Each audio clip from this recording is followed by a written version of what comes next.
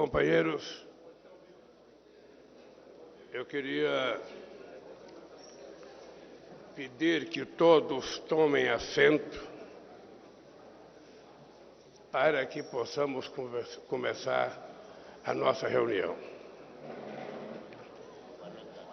Eu queria cumprimentar o presidente Alberto Fernandes da Argentina, cumprimentar o presidente Luiz Arce do Estado Plurinacional da Bolívia, Gabriel Boric, presidente da República do Chile, Gustavo Petro, presidente da República da Colômbia, Guilherme Lasso, presidente da República do Equador, Mohamed Ifan Ali, presidente da República Cooperativa da Guiana, Mauro Abdo Benítez, presidente da República do Paraguai, Chandrik Santoki, presidente da República do Suriname, Luiz Lacalle, presidente da República Oriental do Uruguai, Nicolás Maduro, presidente da República Bolivariana da Venezuela, meu companheiro Geraldo Alckmin. Chegou o Alckmin?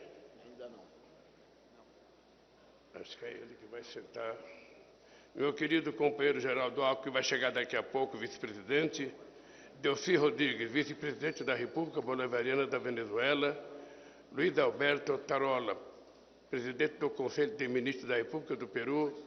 Embaixador Mauro Vieira, ministro das Relações Exteriores do Brasil. Bem, meus amigos e minhas amigas, primeiro, eu quero dizer para vocês muito obrigado pela presença de vocês. Essa reunião é uma reunião de reflexão. Nessa reunião, nós não vamos tomar nenhuma decisão. É apenas para que a gente faça uma reflexão sobre a situação da nossa querida América do Sul, quizás da nossa querida América Latina. Possivelmente, muitos de nós nunca nos encontramos. Possivelmente seja a primeira reunião em que todos nós da América do Sul estejamos juntos nesses últimos 8 anos. Por isso, de coração, obrigado pela presença de vocês. Eu vou fazer um discurso de abertura desse encontro. Depois haverá uma relação de pronunciamentos de cada presidente da República. Cada presidente terá 15 minutos para falar. Como eu sou muito tolerante, se as pessoas passarem um pouco do tempo, eu estarei com toda a tolerância possível para ouvir os companheiros. E eu espero que os companheiros tenham tolerância para que a gente possa fazer uma bela reunião.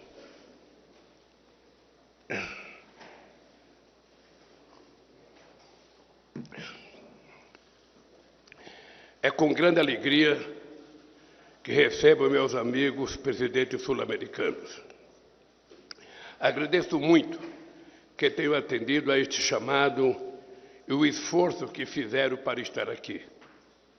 O que nos reúne hoje em Brasília é o sentimento de urgência de voltar a olhar coletivamente para a nossa região.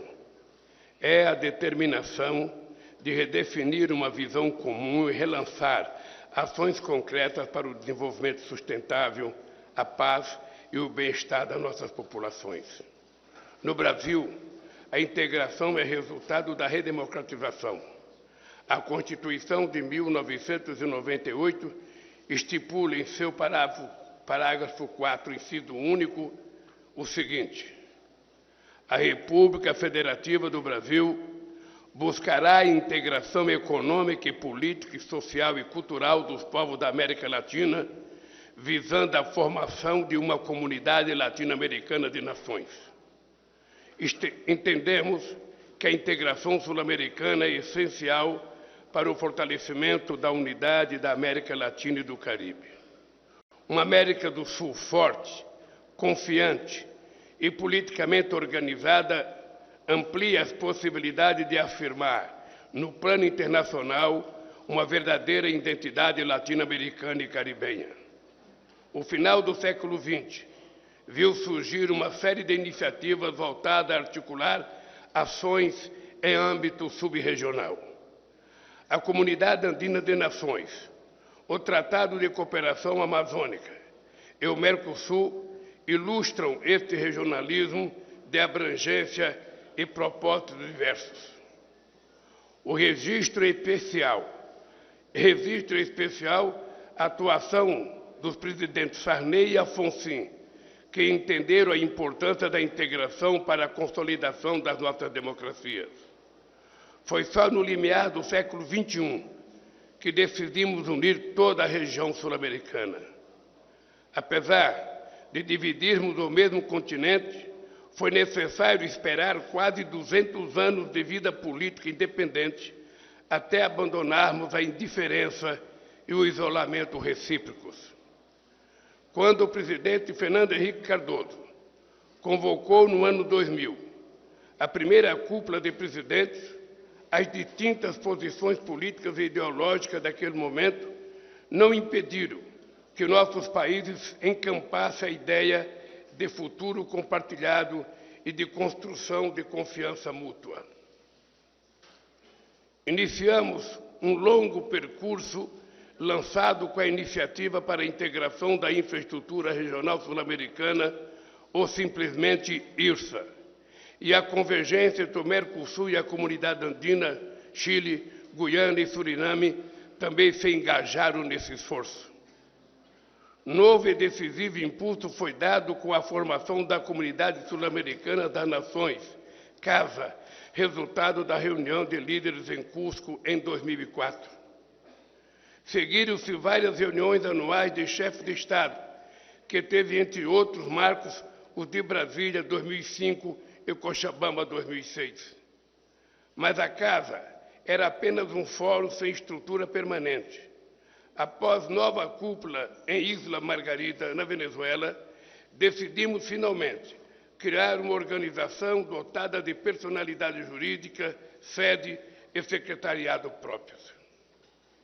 Em 23 de maio de 2008, quando constituímos a Unasul, há exato 15 anos, aqui, nesse mesmo Palácio do Itamaraty, avançamos na institucionalização da nossa relação com instâncias como Cúpula de Presidentes, o Conselho de Chanceleres e o Parlamento Sul-Americanos, e 12 conselhos setoriais para enfrentar nossos desafios. Por mais de 10 anos, a Unasul permitiu que nos conhecêssemos melhor. Consolidamos nossos laços por meio de amplo diálogo político que acomodava diferenças e permitia identificar denominações comuns. Implementamos iniciativas de cooperação em áreas como saúde, infraestrutura e defesa. Essa integração também contribuiu para ganhos comerciais importantes. Formamos uma robusta área de livre comércio, cujas cifras alcançaram o valor recorde de 124 bilhões de dólares em 2011. O perfil do nosso intercâmbio é mais diversificado se comparado ao nosso comércio extra-regional. Inclui produtos e serviços de maior valor agregado e intensivos em tecnologia. Também conjugamos crescimento econômico com distribuição de renda. Reduzimos nossas históricas desigualdades e logramos avanços palpáveis no combate à pobreza. Segundo a FAO, a América do Sul reduziu em 2 décadas de 15% para 5% a sua população vitimada pela fome.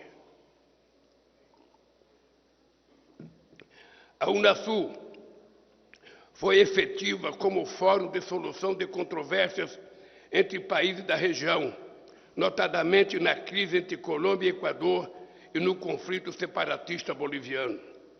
Obtivemos resultados expressivos na redução do desmatamento e dos delitos transnacionais. Estimulamos o diálogo e a cooperação para fazer chegar a milhões de sul-americanos de forma efetiva os benefícios da cidadania.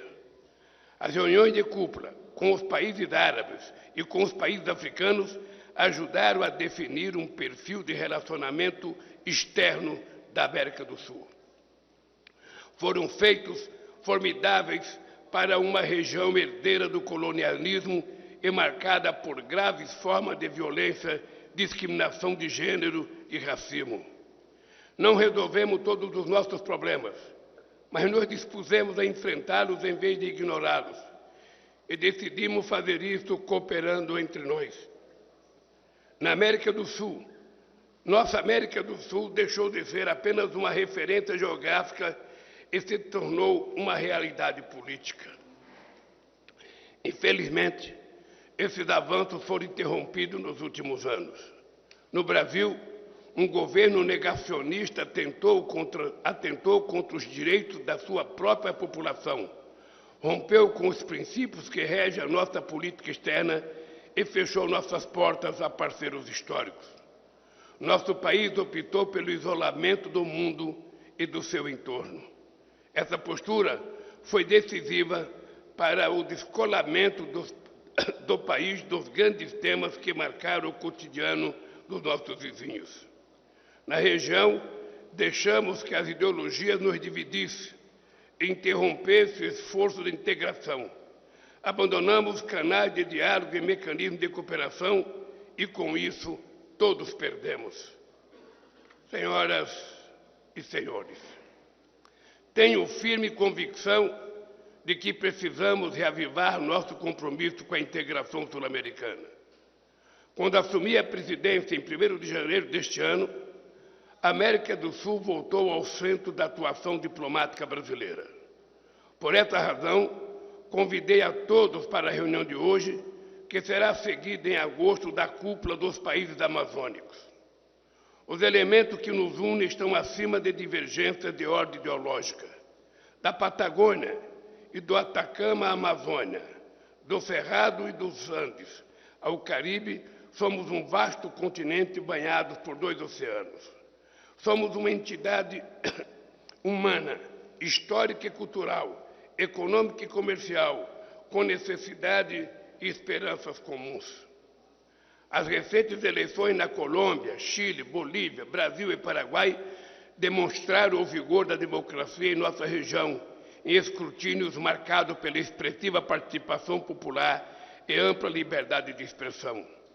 A integração da América do Sul depende desse sentimento de pertencer a uma mesma comunidade. Temos uma história de resistência forjada nas lutas de independência e no combate às ditaduras. Compartilhamos uma cultura vibrante e expressões artísticas que vão da música à literatura. Até no futebol, esporte que aprendemos a amar ainda crianças, é possível ver o recuo das rivalidades. Vivenciamos algo impensável no ano passado. Brasileiros torcendo para a Argentina no final da Copa Mundial do Catar. A candidatura conjunta de Uruguai, Paraguai, Chile e Argentina para sediar a Copa do Mundo de 2030 talvez seja a expressão mais acabada dessa identidade sul-americana em construção de nossa capacidade de cooperar para além do campo de futebol e de nossas próprias fronteiras. Caros presidentes, se hoje damos os primeiros passos para retomar o diálogo enquanto região, o contexto que enfrentamos é ainda mais desafiador do que foi no passado. Os fóruns de governança globais enfrentam severas dificuldades em oferecer respostas justas e eficazes aos problemas da atualidade. Nossos países foram alguns dos mais afetados pela pandemia do Covid-19. As mortes, o sofrimento humano e o custo econômico deixaram marcas profundas. A crise sanitária escancarou antigas desigualdades e gerou novas injustiças. As evidências científicas confirmam que o ritmo atual de emissões nos levará a uma crise climática sem precedentes e o planeta todo já sente seus impactos. A falta de ação coletiva, afeta a nossa capacidade de conter o aumento da temperatura global. Sabemos que o que ocorre na Amazônia tem efeito sobre a Bacia do Prata. Com o esvaziamento da Organização Mundial do Comércio, o multilateralismo retrocede e crescem as posturas protecionistas nos países ricos, limitando nossas opções. Todos sofremos as consequências da guerra. O conflito na Ucrânia desestabilizou o mercado de energia e de fertilizantes e provocou a volatilidade dos preços dos alimentos, deteriorando nossas condições de vida. Quando as cadeias de suprimento globais foram afetadas por esse conjunto de fatores, nossas carências em infraestrutura e nossas vulnerabilidades externas foram expostas. A região parou de crescer, o desemprego aumentou e a inflação subiu. Alguns dos principais avanços sociais logrados na década passada foram perdidos em pouco tempo. No Brasil, em outros países, recentes ataques às instituições democráticas, inclusive às sedes dos poderes constitucionais, nos ofereceram uma trágica síntese da violência de grupos extremistas que se valem de plataformas digitais para promover campanhas de desinformação e discurso do ódio. Face a tantas mudanças e desafios, que papel queremos para a América do Sul? Nenhum país poderá enfrentar isoladamente as ameaças sistêmicas da atualidade. É apenas atuando unidos que conseguiremos superá-las. Nossa região possui trunfos sólidos para fazer face a esse mundo em transição. O PIB, somado de nossos países nesse ano, deverá chegar a 4 trilhões de dólares. Juntos, somos a quinta economia global. Com uma população de quase 450 milhões de habitantes, construímos importante mercado de consumo. Possuímos o maior e mais variado potencial energético do mundo, se levarmos em conta as reservas de petróleo e gás, a hidroeletricidade, os biocombustíveis, energia nuclear, eólica, solar e o hidrogênio verde. Somos grandes e diversificados provedores de alimentos. Contamos com mais de 1/3 das reservas de água doce do mundo e uma biodiversidade riquíssima, ainda pouco conhecida. Em nosso solo se encontra rico e variado conjunto de minérios, incluindo aqueles que, como o nióbio, lítio e cobalto, são essenciais para projetos industriais de última geração. Somos uma região de paz, sem armas de destruição em massa, e na qual os litígios são resolvidos pela via diplomática. Nos próximos anos, vamos sediar eventos dos principais fóruns de governança global, como a reunião do Fórum de Cooperação Econômica Ásia-Pacífico no Peru, a cúpula do G20, a reunião dos BRICS e a COP30 do clima no Brasil. Precisamos chegar a esses espaços unidos como interlocutores confiáveis e buscados por todos. Caros amigos e amigas, entre as muitas coisas que aprendi na política, é que o mandato presidencial é muito mais curto do que aparenta. Não temos tempo a perder. A América do Sul tem diante de si, mais uma vez, a oportunidade de trilhar o caminho da União. E não é preciso recomeçar do zero. A Unasul é um patrimônio coletivo. Lembremos que ela está em vigor. 7 países ainda são membros plenos. É importante retomar seu processo de construção. Mas, ao fazê-lo, é essencial avaliar criticamente o que não funcionou e levar em conta essas lições. Precisamos de mecanismos de coordenação flexíveis, que confiram agilidade e eficácia na execução de iniciativas. Nossas decisões só terão legitimidade se tomadas e implementadas de forma democrática. Mas a regra do consenso poderia estar restrita a temas substantivos, evitando que impasse nas esferas administrativas paralise nossas atividades. Seria um erro restringir as atividades das esferas de governo, envolver a sociedade civil, sindicatos, empresários, acadêmicos e parlamentares dará consistência ao nosso esforço. Ou os processos são construídos de baixo para cima, ou não são viáveis e estarão fadados ao fracasso. Nesse sentido, e sem prejuízo de outras propostas que discutiremos ao longo do dia de hoje, sugiro à consideração de vocês as seguintes iniciativas: colocar a poupança regional a serviço do desenvolvimento econômico e social, mobilizando os bancos de desenvolvimento como a CAF, o Fomplata, o Banco do Sul e o BNDES. Aprofundar nossa identidade sul-americana também na área monetária, mediante mecanismos de compensação mais eficientes e a criação de uma unidade de referência comum para o comércio, reduzindo a dependência de moedas extra-regionais. Implementar iniciativas de convergência regulatória, facilitando trâmites e desburocratizando procedimentos de exportação e importação de bens. Ampliar os mecanismos de cooperação de última geração que envolva serviços, investimentos, comércio eletrônico e política de concorrência. Atualizar a carteira de projetos do Conselho Sul-Americano de Infraestrutura e Planejamento, COSIPLAN, reforçando a multimodalidade e priorizando os de alto impacto para a integração física e digital, especialmente nas regiões de fronteira. Desenvolver ações coordenadas para o enfrentamento da mudança do clima. Reativar o Instituto Sul-Americano de Governo em Saúde, que nos permitirá adotar medidas para ampliar a cobertura vacinal, fortalecer nosso complexo industrial de saúde e expandir o atendimento às populações carentes e a povos indígenas.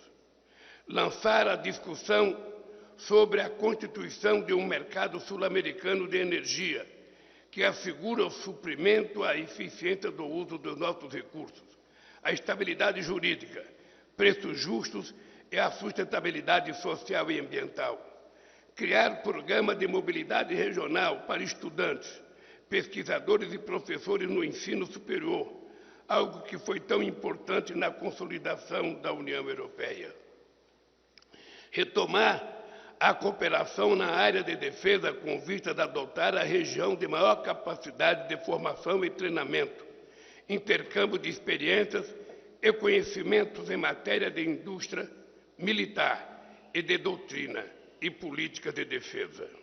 Por fim, não temos ideias preconcebidas sobre o desenho institucional futuro que poderemos adotar. Queremos dialogar e conhecer a opinião de todos. Estou, no entanto, pessoalmente convencido da necessidade de um fórum que nos permita discutir com fluidez e regularidade e orientar a atuação dos nossos países para o fortalecimento da integração em várias de suas dimensões. Julgo essencial a criação de um grupo de alto nível a ser entregado por representantes pessoais de cada presidente para dar seguimento ao trabalho de reflexão. Com base no que decidamos hoje, esse grupo terá 120 dias para apresentar um mapa do caminho para a integração da América do Sul. Senhoras e senhores, companheiros e companheiras, enquanto estivermos desunidos, não faremos da América do Sul um continente desenvolvido em todo o seu potencial. A integração deve ser o objetivo permanente de todos nós. Precisamos deixar raízes fortes para as futuras gerações. Permitir que as divergências se imponham teria um custo elevado, além de desperdiçar o mundo que já construímos conjuntamente. Quero encerrar fazendo menções a dois companheiros que trabalharam de forma incansável na nossa região. Aprendemos com o querido e saudoso Marco Aurélio Garcia, intelectual e dirigente do Partido dos Trabalhadores, falecido em 2017, que dizia: a política não é destino, mas construção humana sobre condições históricas dadas. A integração será feita no respeito à diferença, porque não há mais espaço para a homogeneidade da submissão. E concluo parafraseando o embaixador Samuel Pinheiro Guimarães, que foi secretário-geral do Itamaraty: precisamos nos recusar a passar mais 500 anos na periferia. As condições humanas e materiais para o nosso desenvolvimento soberano está em nossas mãos. Muito obrigado.